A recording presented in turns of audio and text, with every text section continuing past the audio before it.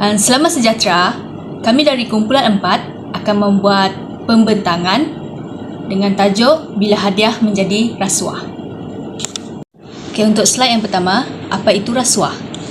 Rasuah adalah suatu kesalahan jenayah yang mana seseorang yang memberi atau menerima suapan sebagai upah. Itu adalah rasuah. Hadiah adalah barang yang diberi kepada seseorang tanpa jangkaan pembayaran atau apa-apa sebagai balasan balik kepada orang tersebut. Jadi hadiah ni boleh berada ataupun ada dalam pelbagai bentuk dan jenis hadiah. Sebagai contoh, jam, makanan, handphone, gelang, t-shirt, laptop, barang kemas. Itu boleh dijadikan sebagai hadiah. Dan apa pula rasuah ditambah dengan hadiah?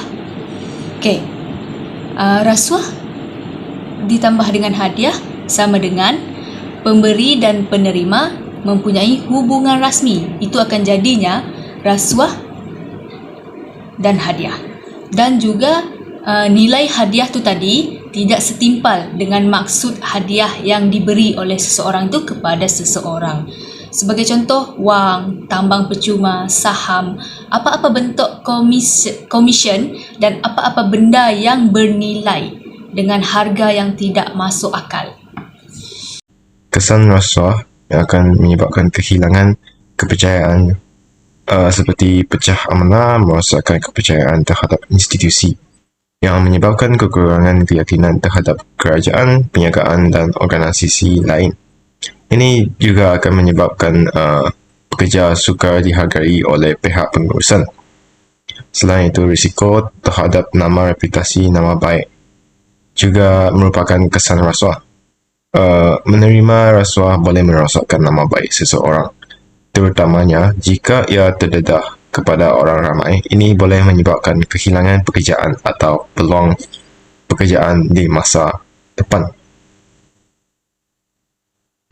Seterusnya adalah mengancam keselamatan rakyat dan negara. Kita dapat melihat aspek ini daripada sistem sosial.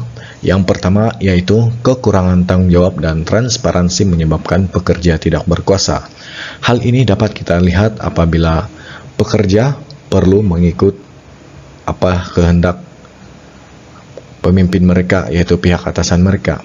Sekiranya pihak atasan mereka tidak berlaku telus dan menerima rasuah daripada orang luar, maka pekerja dalam sebuah syarikat itu juga perlu mengikut apa yang diperintahkan oleh majikan atau pihak atasan mereka. Sekiranya pihak atasan mereka menyuruh atau memerintahkan untuk membuat sesuatu perkara itu bagi mendapatkan kepentingan beliau, maka secara tidak langsung pekerja itu tidak mempunyai kuasa yang diperuntukkan oleh pihak atasan kepada mereka. Seterusnya adalah mempengaruhi keputusan. Keputusan ini yang dibuat oleh seseorang akan menciptakan ketidakadilan kepada pihak yang lain. Sebagai contoh, seseorang hakim mahkamah mendapat rasuah daripada orang yang didakwa menyebabkan beliau mengeluarkan keputusan yang tidak adil, di mana ia akan memberikan kelebihan kepada orang yang memberi rasuah, manakala ia akan menindas orang yang tidak bersalah. Salah satu punca rasuah adalah kurang didikan agama. Kurang didikan agama menyebabkan seseorang itu tidak mempunyai pegangan dalam hidup mereka. Tidak mempunyai pegangan dalam hidup mereka telah menyebabkan mereka sukar untuk mengelaskan bahawa rasuah itu baik ataupun tidak dalam kehidupan mereka. Disebabkan kurang didikan agama tersebut telah menyebabkan individu tersebut mendorong individu tersebut untuk melakukan jenayah rasuah. Okay, seterusnya, punca rasuah adalah mendapat pertolongan. Hal ini kerana seseorang individu ingin mendapat kelulusan ataupun mendapat pekerjaan, mereka akan memberi wang dari segi wang untuk merasuah orang dalaman supaya mereka mendapat projek tersebut ataupun mendapat pekerjaan tersebut. Hal ini telah menyebabkan individu tersebut melakukan rasuah tanpa mereka sedar. Seterusnya, bagaimana hadiah menjadi rasuah dalam tajuk ini adalah untuk mendapatkan pengaruh. Pengaruh di sini dapat dijelaskan bagaimana seseorang tersebut mendapatkan sesuatu yang lebih daripada orang lain yang lebih berpangkat dengan faedah memberikan hadiah yang bernilai. Ini dapat mempengaruhi minat seseorang tersebut. Ini dikatakan dengan mendapat pengaruh juga dikaitkan dengan menggunakan orang yang lebih berpangkat untuk memasuki pekerjaan tersebut. Seperti yang dikatakan pada zaman sekarang ialah menggunakan kabel. Ini secara mudah mereka dapat mendapatkan pekerjaan tersebut. Seterusnya, saya akan membentangkan langkah-langkah untuk mengatasi jenayah rasuah dalam kalangan masyarakat. Langkah pertama ialah memperkasakan undang-undang. Pihak berkuasa hendaklah mengenakan tindakan yang tegas kepada masyarakat yang terlibat dalam jenayah rasuah ini. Hal ini demikian kerana hukuman yang diberikan kepada mereka dapat memberi kesedaran kepada masyarakat yang lain agar tidak berani untuk terlibat dalam jenayah rasuah ini. Langkah yang kedua ialah setiap masyarakat hendaklah memantapkan iman. Hal ini dikatakan demikian kerana jenayah rasuah juga merupakan salah satu kesalahan yang tidak sepatutnya dibuat oleh orang yang beriman. Oleh itu, ibu bapa perlu memainkan peranan dalam menerapkan nilai keagamaan dalam diri anak-anak sejak kecil lagi.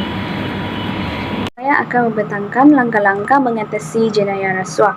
Langkah yang pertama adalah dengan mengadakan kempen kesedaran. Kempen kesedaran ini boleh dianjurkan oleh pihak kerajaan ataupun pihak bukan kerajaan seperti NGO kerana melalui kempen ini dapat memberikan pendedahan awal kepada masyarakat mengenai isu rasuah. Jadi masyarakat akan lebih berwaspada di setiap tindakan mereka. Di samping itu, kempen ini juga mampu menimbulkan sifat berani dalam diri masyarakat untuk melaporkan jenayah rasuah yang berlaku di sekeliling mereka. Langkah yang kedua adalah dengan penerapan nilai murni dalam silibus pembelajaran sama ada di peringkat sekolah rendah, menengah ataupun di pengajian tinggi. Ini dapat melahirkan generasi muda yang tahu mengenai rasuah dan dapat melahirkan pemimpin negara yang jauh dari najis rasuah. Sebagai kesimpulannya, rasuah jika diterima sebagai amalan biasa, ia akan membawa kehancuran kepada seluruh bangsa, negara, dan masyarakat. Hal ini karena perbuatan rasuah adalah perbuatan yang ternyata salah dan batil. Oleh itu, setiap lapisan masyarakat hendaklah berganding bahu dalam membantras gejala rasuah ini agar tidak terus bersarang dalam negara kita. Dengan demikian, generasi baru dapat menikmati hidup yang bebas daripada rasuah. Sekian, terima kasih.